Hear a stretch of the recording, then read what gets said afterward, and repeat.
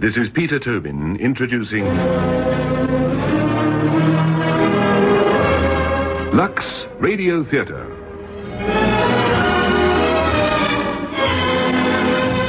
Tonight and every Monday night at this time, Lux Radio Theatre presents for your entertainment the finest in radio drama.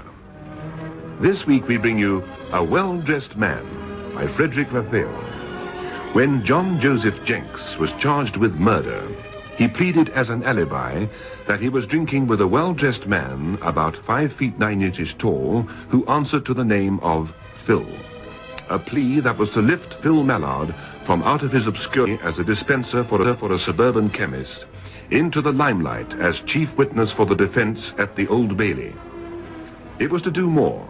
It was to bring together shy, lonely Phil Mallard, whose only real contact with his fellow human beings was a chess-playing opponent in Australia, whom he had never seen, and self-confessed gangster, tough, brutal John Jenks, in a situation that builds up to a horrifying climax.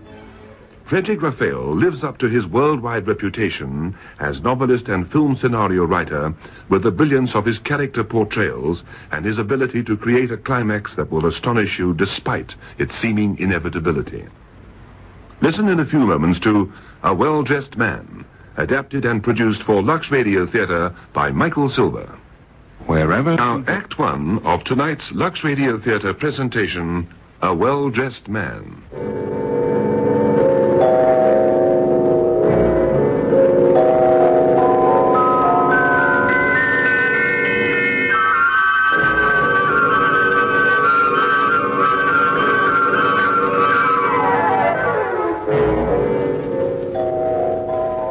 Here's your prescription already made up, Mrs. Louise. Thank you.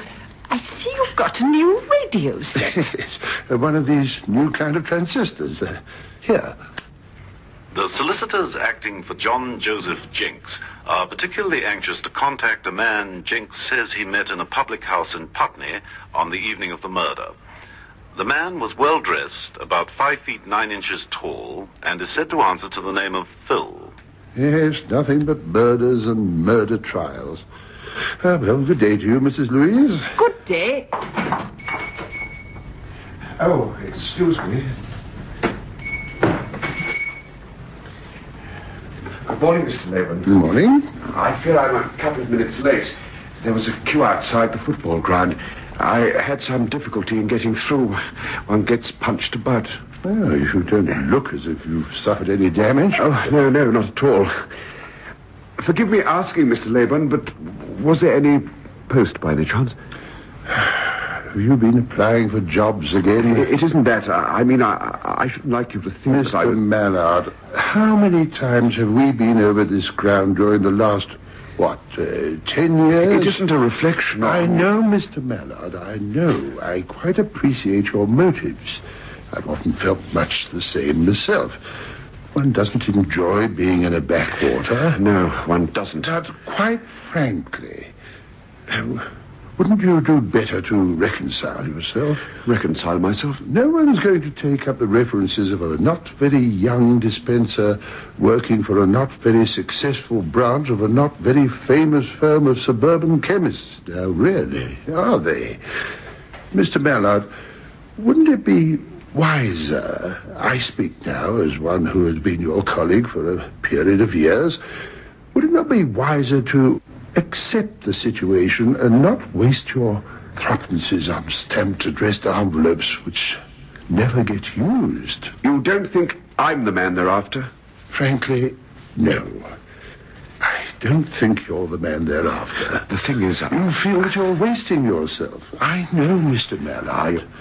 I had a picture of yourself discovering a cure for some rare disease and receiving the homage of a grateful nation. We all did, Mr. Mallard. Saving someone's life and basking forever in the sunshine of his gratitude. We're most of us driven to take up our careers with the idea of performing some magnificent service to others, and we stay in them because by the time we discover what drudgery they are, we're too set to move. There wasn't any post, I take it. There was not. Morning, Mr. Laybourne. Oh, good morning. Packhurst, Paris Cosmetic Preparations. How are things? Well, I thought I'd just give you a look in. We've got our new skin enhancer, the one we're having the big success with. The one with even spread dispensing actions. You haven't... yes. Oh, excuse me. I just... your newspaper caught my eye. Keep it. Please, no, do have it. I've done with it, please. Oh, thank you. It was just that... Well-dressed man, that business. Don't believe in him, do you? If the police arrest someone, they've generally got a reason. You don't often get the police making a mistake. Now, 2 sizes these come in. The 5 and 9 tube and 10 and 3 the handy can with the luxury diffuser. Yeah, well-dressed man. Obvious red herring. He might turn up. You never know. You think so? looking for something, Mr. Mallard? No. Oh, smell it a mile off. The red herring, I mean. Smell it a mile off. Well, I'll take 6 and 6. That's 6 big and 6 small. 6 and 6. Very much obliged to you, Mr. Laybourne. They always have some sort of red herring, the defence does. Their job, though, isn't it? He doesn't exist, you can be sure of that. Well-dressed man. Answers to the name of Phil. Could be anyone. Well, I must depart. Good morning to you, Mr. Laybourne, and many thanks. Next Friday week, if that's convenient. Oh, yes, indeed.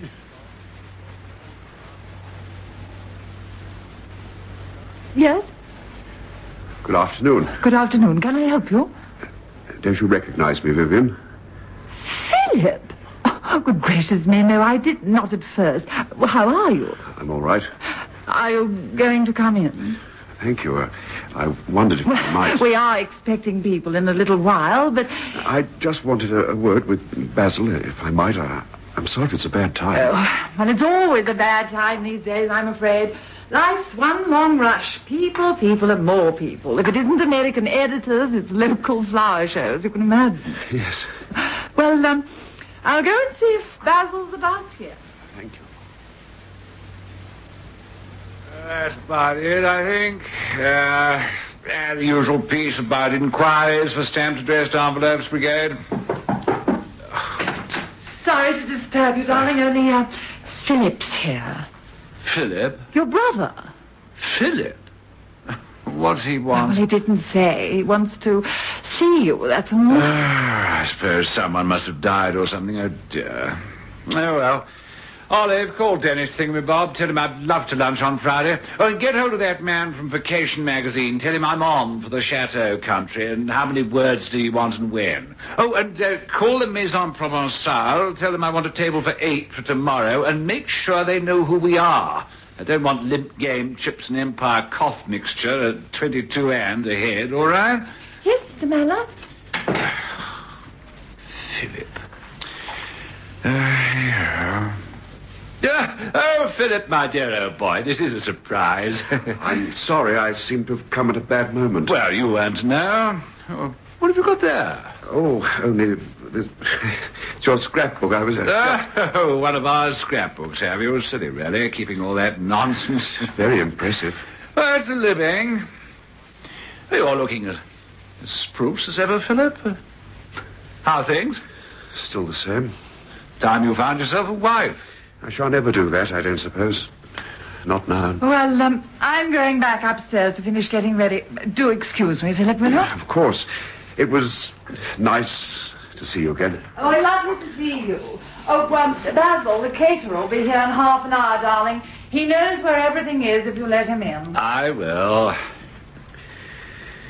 You've done more for her than I ever could have. Oh, I don't know. Oh, yes. She's not like the girl I used to know. Not now. They all changed. You've been very successful. We've worked hard, you know. Oh, yes, I know. You always did. Mother always had faith in you. Said you'd be someone. Oh, one has to take one's opportunities. I was lucky, that's all. Well, it has been a long time, hmm? Yes.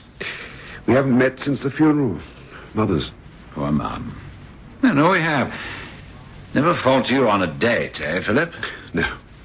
You're still in Hilton, eh? I am.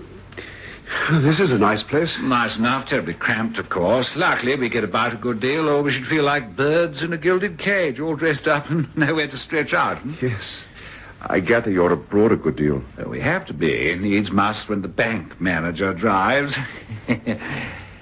Well, Philip, is there something? I mean, what can I... I want your advice. Problem? Yes, sir. I have rather... Well? No, I'm in rather a quandary. Quandary? What kind? Need money? No. It's just that I rather think I'm the missing Phil. The missing Phil? The man they're looking for. I mean, you've done something. Haven't you seen the paper? It's been all over the paper about this murder. Murder? They're looking for a man called Phil. No one's ever called you Phil, have they? Yes. And unless I come forward, they'll hang him. Looks as if they'll hang him unless I... Hang who? This man, Jenks, they've accused of the Hammer murder. Unless I tell them he was with me. With you? Yes. You see how important I may be. How important. You say you were with him. Where was this? In the pub in Putney. Sometimes I go out. I go out to pubs. It's allowed. And you met this chap they... Want to hang. Yes, I think I did. Strange company for you, Philip. A man like that. You're positive. I'm not like you, Basil. I didn't have your advantages. I didn't go to university. I don't have famous friends. I take my company when I can find it. Why exactly have you come here, Philip? To get your reaction. To what exactly? My problem, of course. What should I do? I must do it, mustn't I? Come forward. I mean, I don't want to, heaven knows, but... You'll get the most appalling amount of publicity. Exactly. Newspapers, interviews, all that sort of thing. I can't see you enjoying the experience. It's enough to unnerve the strongest of us. But if I'm the only person who can save him, the only person who can help him, surely... I dare say they'll come down on us like a ton of vultures as well. The very fact that I've even got a brother at all will be enough to start the gossip boys sharpening their poison arrows. The police seem pretty sure he did it. They are. That's why They must have their reasons. Well, I'm only thinking of you, Philip. The important thing is not to look foolish. I mean, if you were to come forward and then be proved mistaken, we should all... Well, you'd be made a fool of, that's all, and we should all regret it. Tell me, since when do people call you Phil? I never called you Phil, nor did Mother. My other friend does. The one I play chess with in Australia. The one you... We play chess by correspondence. He calls me Phil. That's what started it. Well, I don't really feel I've been much help. The thing is, I might be very important. Yes, I can see that. Well, perhaps you should go and see somebody connected with the case. Have a word with them. Yes. Well, thank you, Basil. Sorry if I've disturbed you. Not at all. Not at all. The prisoner knew, and you may think was in an excellent position for knowing, that Mr. Hammond was in possession of substantial sums each Friday night when the takings from the garage which he owned and where Jenks had sought employment were put in a safe to be taken to the bank on the Saturday. Jenks, in the view of the prosecution, returned to his place of work, knowing Hammond would be there, and still up behind him, intending to strike him down and take the money. Hammond suspected something, turned and resisted, and was then callously struck repeated and terrible blows on the head, as a result of which he shortly died. Jenks took the money and went on his way. He was not seen again until he was arrested in Belfast. There he claimed first that his name was O'Shea, and afterwards that though he was Jenks, he knew nothing of the murder and had simply decided to leave the garage. Later still, he said he knew of the murder and said he feared he would be charged with it. Now, we have heard of an alibi. The defense claims, as claim it clearly must to have any hope of success, that Jenks was elsewhere on the night of the murder. Just what this story adds up to, or whether indeed it will be continued with at all, we shall see presently. Meanwhile, I shall, with my Lord's permission, call the first witness, Alfred Dean Olive. I said they wouldn't find him, didn't I? And for why? Because there isn't such a bloke. He'll swing all right. Maybe. Oh, no question. Now, they tell me, how'd you get on with the two-tones? Do well, did they? Clearing slowly. They'll come back for more, that I can promise you. A dozen? Half. Make it half. Half this week, fair enough. I'll bet you the other half dozen Jinx is in the condemned cell come Wednesday next. Fair enough.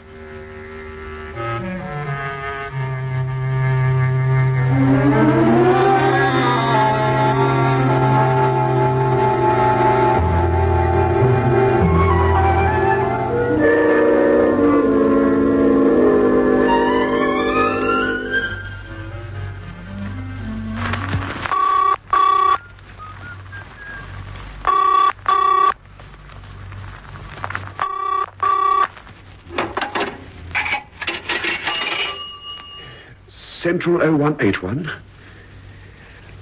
I think I can help you. My name's Phil Mallard.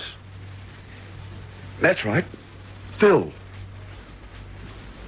Now, will you tell the jury and my lord in your own words what you did that evening? I got home from work about 6:30. Then after supper, as it was a fine evening, I decided to go out. I walked for a while, and then I caught a bus. Eventually, I found myself by the river, and I walked along from Putney Bridge towards Richmond, that direction. I went into a pub after a while because I felt thirsty. It was quite warm. I ordered my drink. It was a shandy, actually, with lemonade. They hadn't any ginger.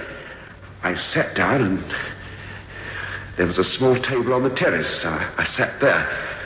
We were watching some scullers. The people out there. The river was very calm. One of the scullers had been exerting himself more than most, and he dived into the river. We all laughed. And that's when we began to talk. He and I. I used to scull myself at one time. He said he was keen on sport too. We had some more to drink, socially, as it were, and we talked. Reminisced, you might say.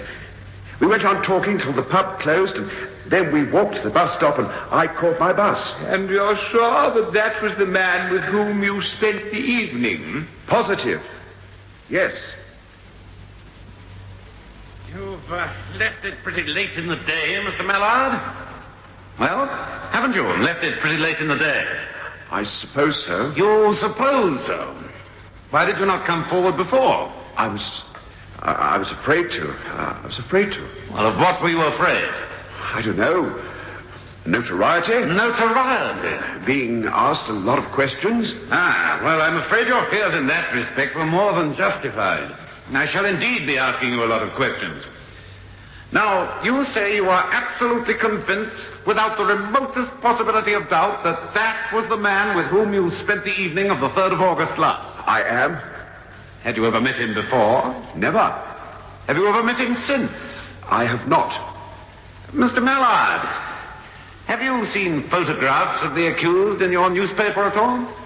Yes, I have done. You have done? On how many occasions?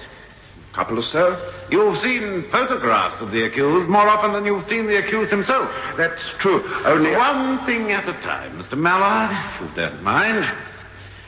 Now, let us go back to this famous evening. What made you go to Putney that evening? You live some distance from that place. Why did you go there? I was born there. I sometimes go back. To see people? Relatives? No, I just go there. I don't know anyone. A sentimental journey, if you like. Now, you see, you sat on the terrace. It was quite shady under there, I dare say. Oh, yes, it was shady. Yes, and you were looking out at the bright river, the reflection of the setting sun. Quite dazzling, I dare say. I don't think so. What did you talk about? Birds was one thing. Birds, did you? What sort of birds? I like to feed them. I put crumbs on my sill. He likes birds, too. Oh, indeed. And what sort of birds does he like? He flew pigeons at one time. Where did you read about that? Nowhere. Do you swear you never read that Jinx was a pigeon fancier? I shouldn't be surprised. I may have. Afterwards, since, I mean. Mr. Mallard, how many times have you visited Putney during the last year? A few. A few. 3 times? 13 times? 30 times? 5 or 6 times. 5 or 6 times. Can you give us the dates? Dates? Dates, that's right, dates. The dates on which you made these sentimental journeys. I don't know. Last year I went once in October, I think it was. Again in November and Christmas time. I want the dates, the exact dates, Mr. Mallard. What day in October? Well, I'm not sure if it was October. It might have been the last week in September or the first in November. Or the second in July, perhaps. No, I don't know, do you, Mr. Mallard? Well, I can't swear. You can't swear, quite so. You can't swear. But you have sworn. You have sworn, Mr. Mallard. You've sworn that it was August the 3rd that you visited Putney and saw the accused in the dim light of a public house terrace and found the experience and the date so unforgettable that you have not the tiniest doubt about them. Yet you can give us no other dates, Mr. Mallard? Truthfully, can you stand there and tell us you have no doubt about it having been the 3rd of August? Really? Oh, yes. You see... Thank you, Mr. Mallard. It was my birthday, you see. I don't forget my birthday.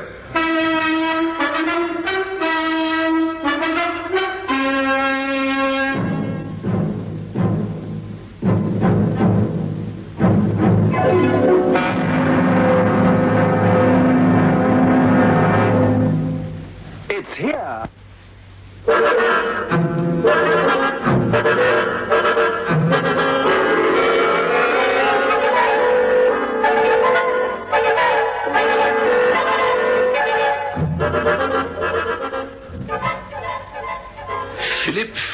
Philip. Paper's full of him. If he goes on this rate, they'll be holding over my column to make room for pictures of him. Oh, grisly notion. I had lunch with Dennis about this TV series, and all they could do was talk about Philip. He'll make us famous yet. Making such a fool of himself. And us. Needless to say, and us.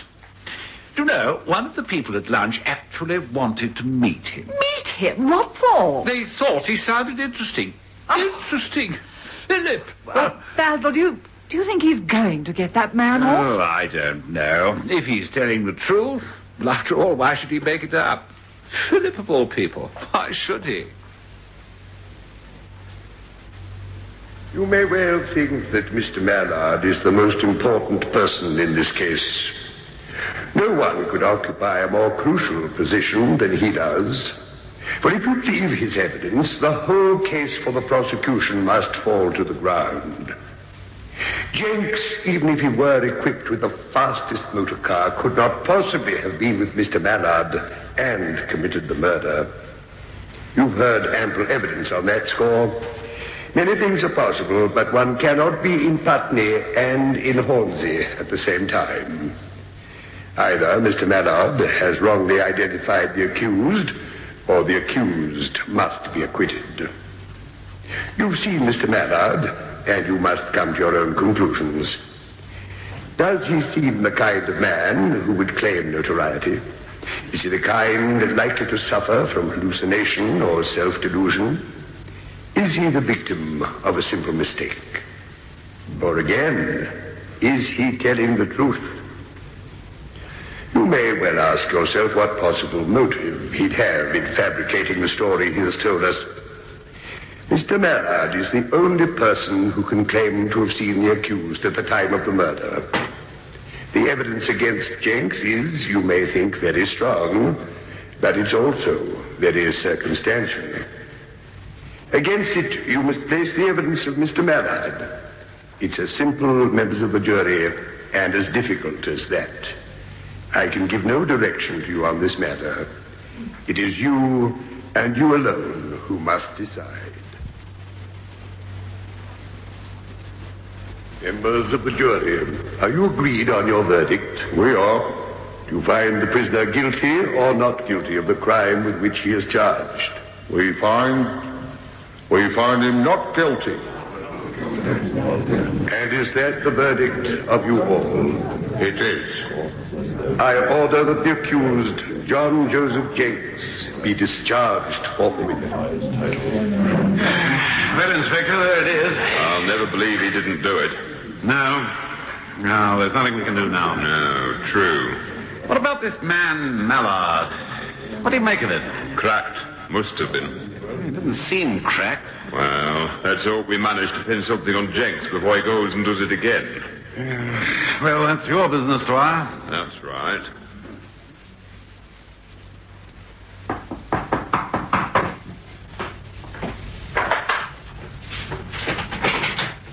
Yes? Hello, friend. Mr. Jenks, mind if I come in? No. But, yes, do. You'll find the place in a bit of a muddle, I'm afraid. Well, I must say, I never thought you'd do what you did. I never expected it. Quite a turn-up, really, that was, you coming forward. I like 2 spoonsful of that coffee, if you don't mind. Oh, yes, certainly. I had to.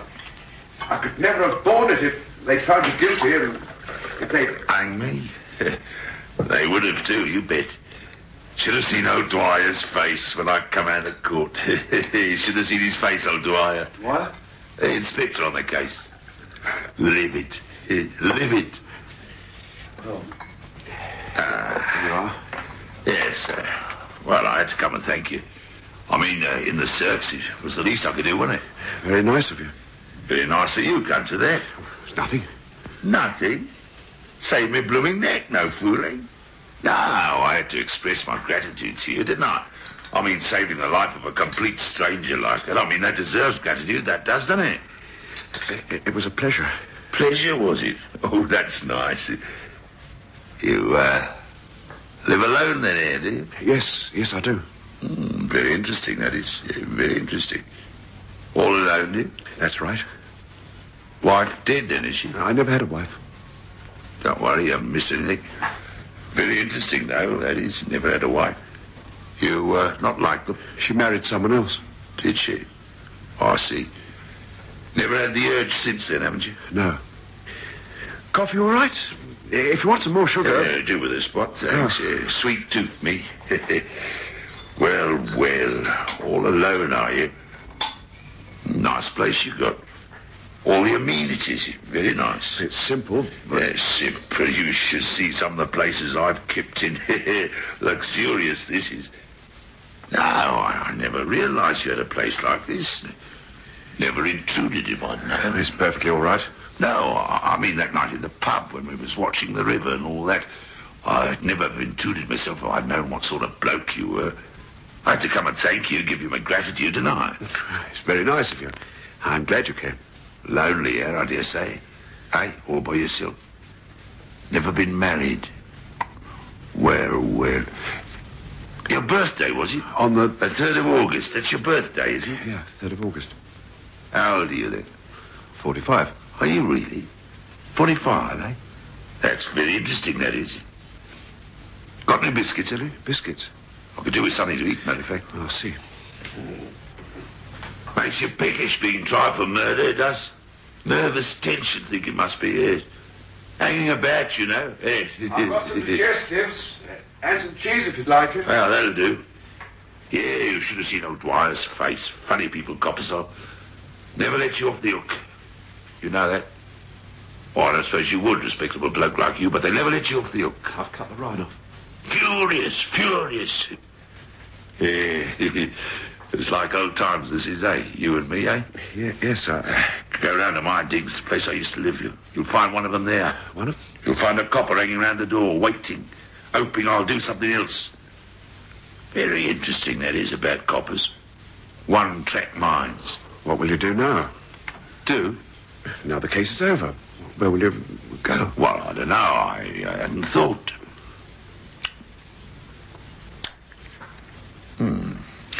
Nice place you've got here. There's not really too much room. They don't know me around here. That's the thing. The busies don't know me. I'm not known. I can lead my own life. I can't go back to Hornsey. They'll hand me. Certain to. One-track mind. That's why I thought I'll look that bloke up. Really? See if he can help me. No, I think it's very luxurious. I mean, you've got all the amenities, haven't you?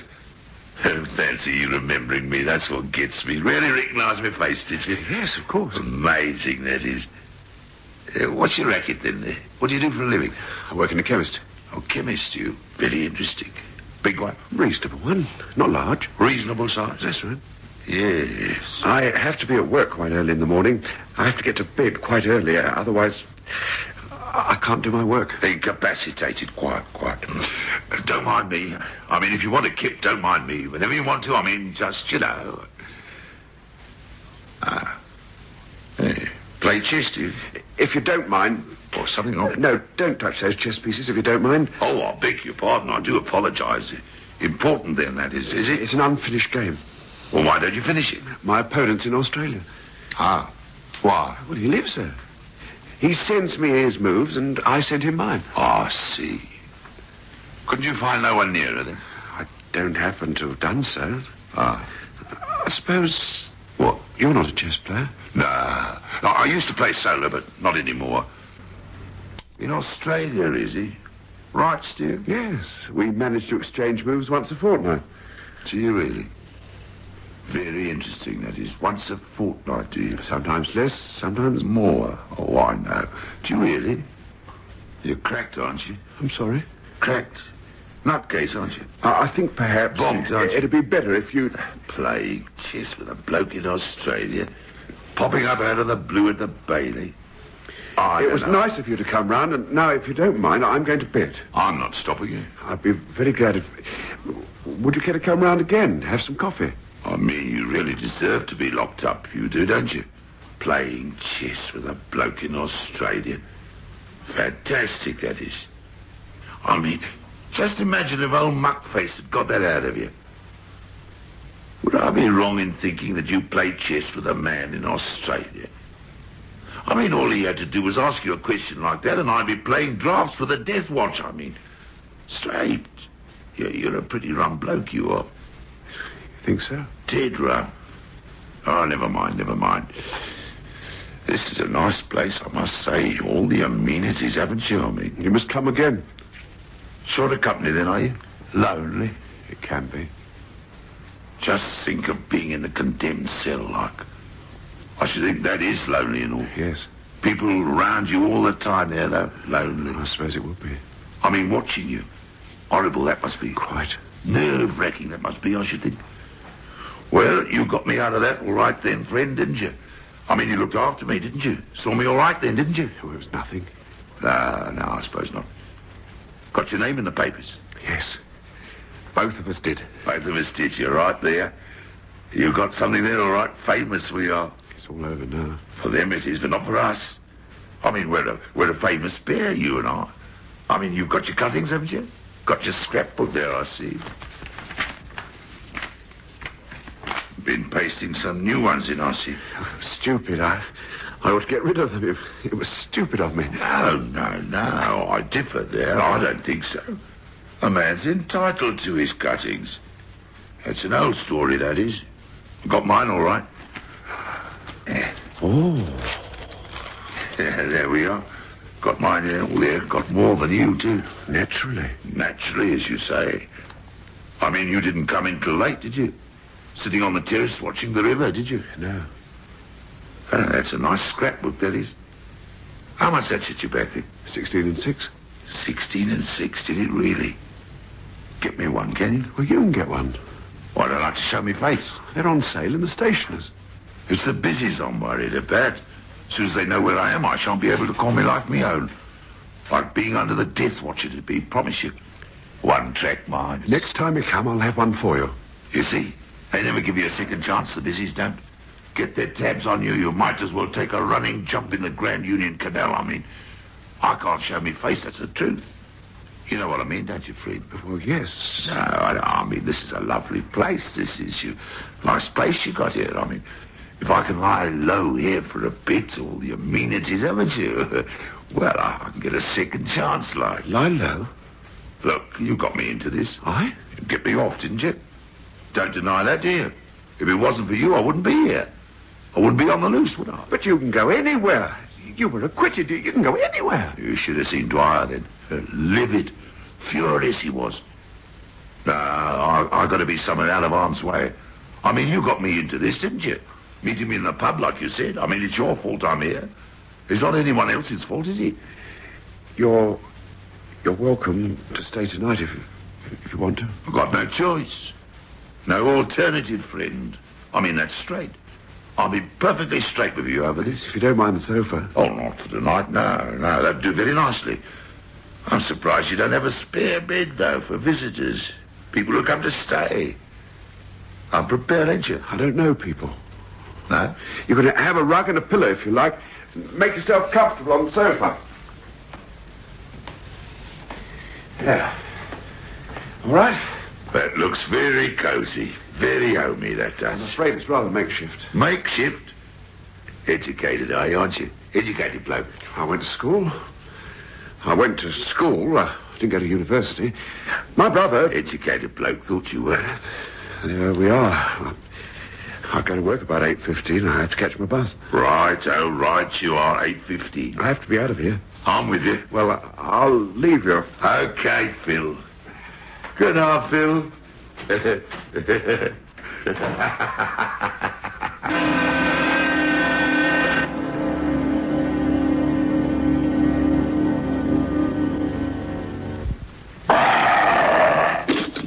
You are now listening to Drive, the hungry detergent. Only Drive, the new kind of washing powder, has Insolve, the professional stain remover. That's why Drive with Insolve eats stains like baby food, tomato sauce, egg, chocolate. Yet it's so gentle with fabric, so kind to colors. Just soak overnight in new Drive and stains vanish. Then wash in new Drive for astounding results. New Drive eats stains. Gets your whole wash so clean, it's spotless. Now available throughout the Transvaal. It's here, new Dual. Yes, Dual is the new floor cleaner that really deserves to be called revolutionary. Because Dual actually cleans and polishes your floors all in one go. Dual is an entirely new floor cleaner that has its own built-in floor polish as well. Dual saves you hours of work. With Dual, you get all your washable floors spotlessly clean. And you get a magnificent, hard, non-slip, dirt-resisting shine. All in one go. And the more you clean with Dual, the more brilliantly your floors shine. Get new Dual right away. It's the revolutionary new floor cleaner that cleans and polishes all in one go. Remember, it's Dual. D-U-A-L, Dual.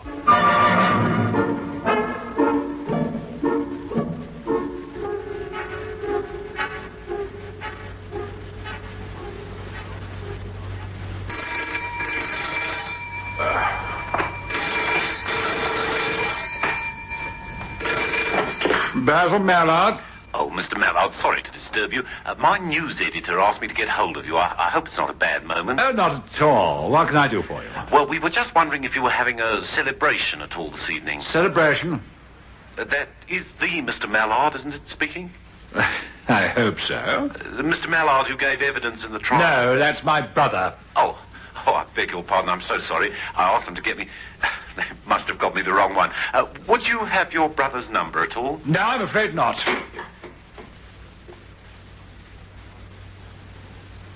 Jenks. Mr. Jenks. It's breakfast, Mr. Jenks. What? Oh, how is you? Never jog me, Phil. That's a jog. I don't like to be jogged. Breakfast is ready. Breakfast, is it? Oh, you woke me up. I was dreaming. You woke me up. We've got to be out of here in a quarter of an hour. We have to be out of here? I can't get out on the street 8:30 in the morning. What would I do at 8:30 in the morning out on the street? But aren't you going to look for work? Hey, think they wouldn't get on my tail, the coppers? Think they wouldn't? Oh, I wouldn't have a chance. Nah, best thing I can do is lay up for a week or two. We could go and look for something suitable somewhere. Hopeless. I told you, friend, I'd go out of that door and down into the street. And where am I? Hillston High Street, north side. I'm in trouble right away. I told you I don't know how many times they'll hound me. But give us a break. What do you want to do? Stop here a day or two. Pals, aren't we, Phil? Hey, you and me? I'm your best friend, I am, remember? The sun on the water and all that, remember? We're pals. You don't want to let a pal down, do you? No, but... Of course you don't. Not made like that, are you? What am I, Phil? I don't... What am I? Who am I? John Joseph Jinks. And I'm an innocent man, aren't I? Yes, sir. Yes, exactly so. Now, you got me into this, and I came round here to express my gratitude, right? Yes, I'm very grateful. And show how grateful you are, friend, and help me out for a day or two, okay? I must go to work. I shall be late. You never want to be late. You want to be punctual. That's good, that is. Punctuality is. That's a virtue. You run along. Now, please, don't... What? Don't touch this. Move anything. Any of the chessmen. Righto, if you say so. Right you are. Oh, by the way, might bring some smokes when you get back tonight. I'm right ahead. Haven't got any, have you? No, I don't smoke. Sensible bloke. Don't forget, will you? And the scrapbook, friend. Cheers. Inspector Dwyer here, Doyle. Any sign of Master Jenks? I see. Has he indeed? Well, in my experience, people don't vanish, Doyle. I want tabs on him. Now, let me know as soon as you hear anything. He must be somewhere. He can't have vanished into thin air.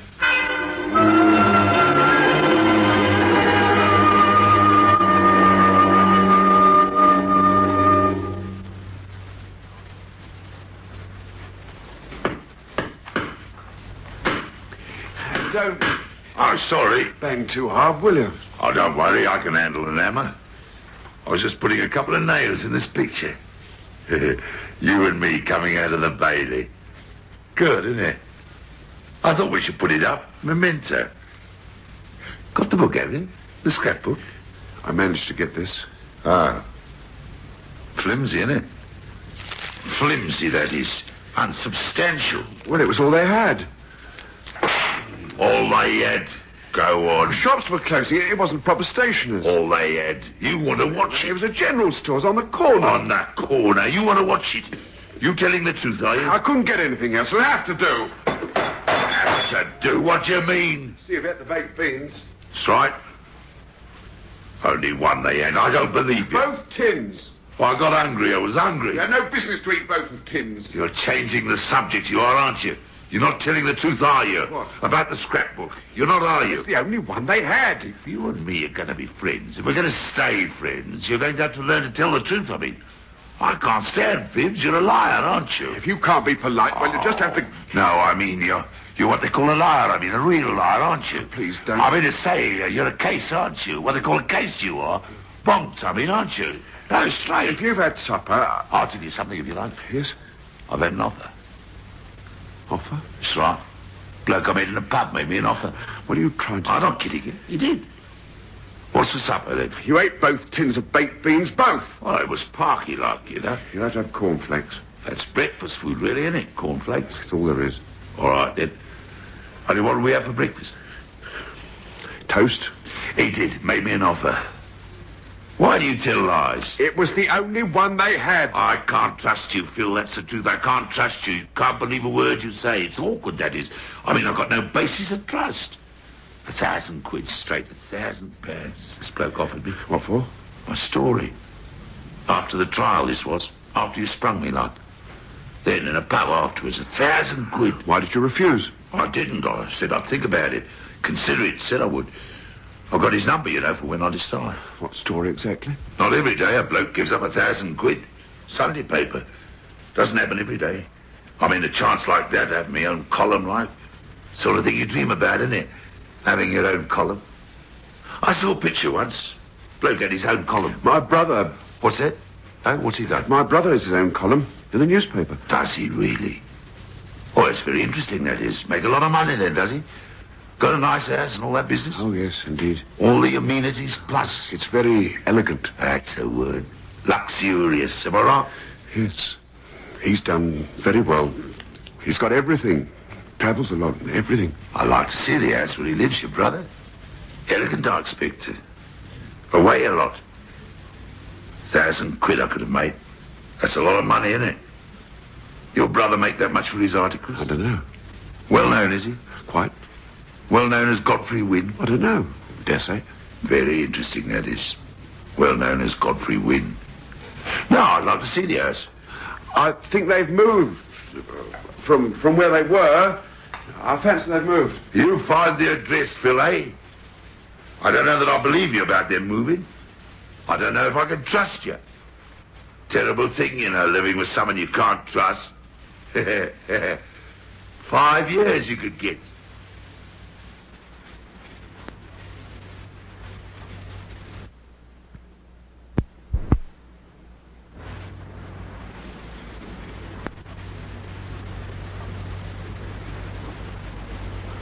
Oh, Inspector Dyer.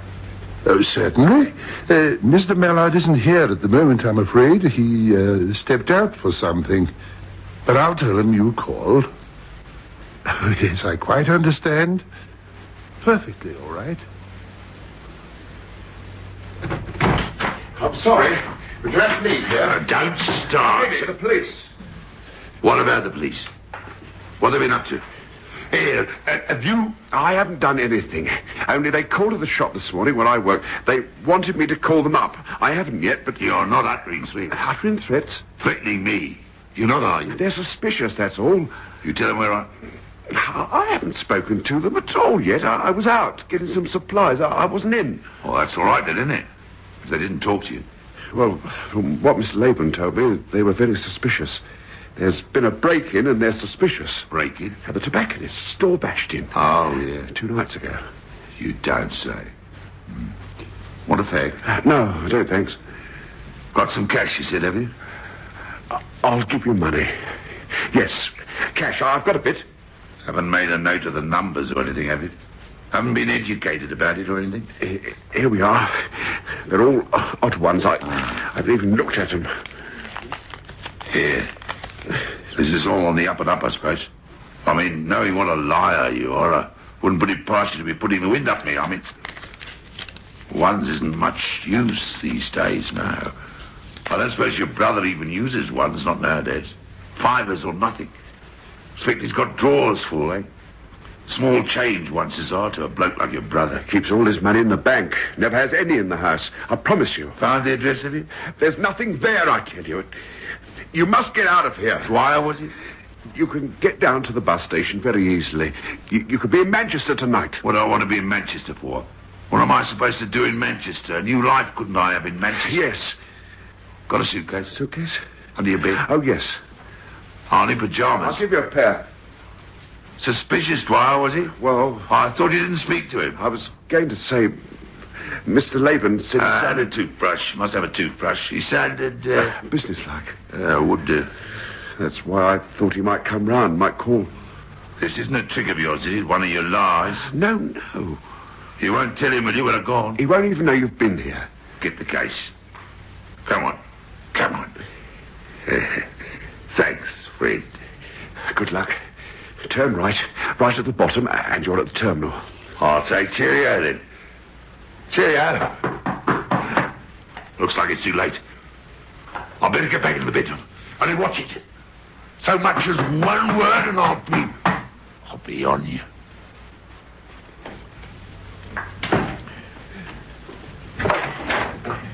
Mr. Mallard, may I have a word? Inspector Dwyer. Of course. Come in. I hope I haven't come at a bad moment. What can I do for you? You seen anything of your friend, Jenks, at all? Jenks? No, nothing. Why? Has he been in some sort of trouble? No. We've rather lost touch with Master Jenks, that's all. He must be keeping out of harm's way somewhere. What about this robbery at the tobacconist's? I suppose you were thinking... Was I? Jenks? No, I don't think so. No one was cursed, for one thing. He makes a habit of violence, Jenks does. Does he? As long as he keeps his nose clean, we can't touch him. Only I'd like to know where he is. Goodbye, Mr. Mallard.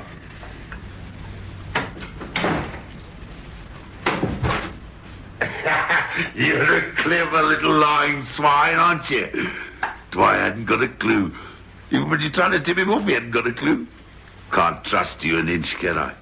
You're a shocker, you are, you know, shocker. Nearly had me in Manchester, didn't you? Shocking. Clever, I must say. Tricky. Educated, I must say, the way you done it. Now, what about your brother's address, your brother? Has there been any post today? Post? Letters. Expecting a letter, are you? Yes. Oh, yes, from Australia. Yes, has it come? Where is it? Steady, steady. And where is it? I want it. What have you done with it? I picked it up. You didn't want it trampled on, did you? Walked on, did you? Please give it to me. Well, come on, give it to me. Watch it, watch it. Ow! Don't start roughhousing with me, son. Don't start roughhousing, I wouldn't. Oh, I want my letter. Chest. You killed him. You killed him. Murderer, you're a murderer. You killed that man. That's what you did to kill him. Shut up. Oh, you killed him. I told you to shut up now, shut up. Why did I? Why did you? I don't know, why did you? Because I thought... Give the needle a shove. I thought you needed someone. I thought there was someone you needed them and they failed you. I don't know. Remember where they went to you? The chessmen, do you? Of course. You are bumped straight. See what I mean, don't you? I could get 1,000 quid any time I wanted, just like that. Stop messing about with them things, will you? Always messing about. Hey, you're a full-time liar, really, aren't you? I mean, that's really what you are. Terrible thing that is to be a liar. Shocking that is. Please, may I have my letter? After you've made the copy.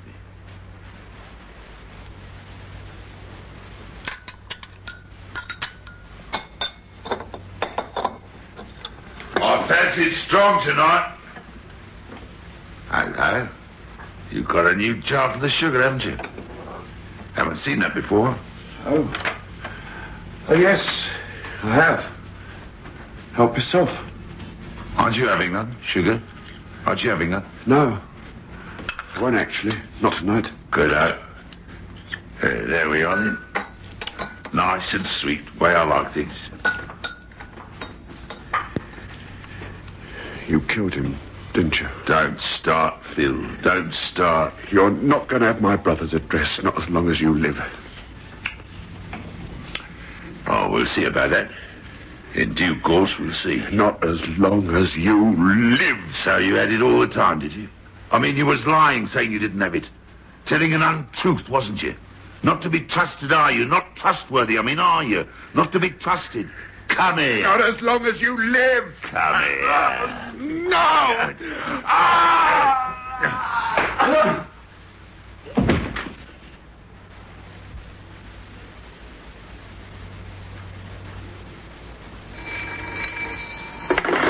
Inspector Dwyer. What? Dead. I see. Yes, I'll be right over. Stay there. I'll be right over.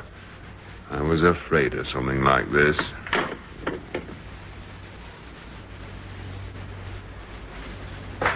Well? What is over there, Inspector? Well. So much for John Joseph Jenks. How did it happen, Mr. Mallard? I couldn't stand it any longer. I realized what he'd done. I mean, the murder. I realized... Yes. But how did Jenks come to take poison? How did you... This particular poison has a molecular structure not dissimilar to sugar. He helped himself. I offered him the jar and he helped himself. It took effect quite rapidly, more or less painlessly. You see, I don't take sugar myself. Very lucky. You lied, didn't you, about being within the night Hammond was killed? Yes, I did. I'm afraid I did. I thought there really was a Phil, you see. Wouldn't or daren't, couldn't. I couldn't bear to think of anyone being hanged because someone wouldn't help him, so I helped him instead. I see. I only wish you'd called me before you killed him, not after. I knew that pub, that area. It could have been me so easily. I knew the area. Well, we'd better be off. Of course. Wonder if I might just post this on the way. It's to a friend of mine in Australia. Nothing about all this. I'm afraid I shall have to have a look at it.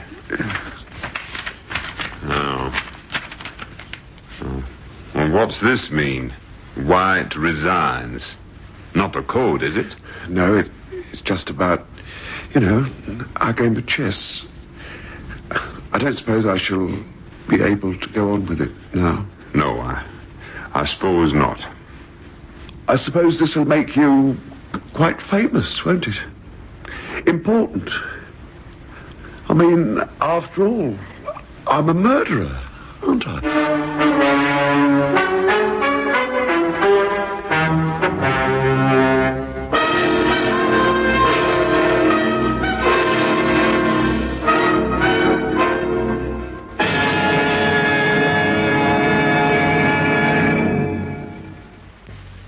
In tonight's presentation of A Well-Dressed Man by Frederick Raphael, you heard John Hayter as Philip, Gabriel Bayman as Jenks, and Hugh Rouse as Basil.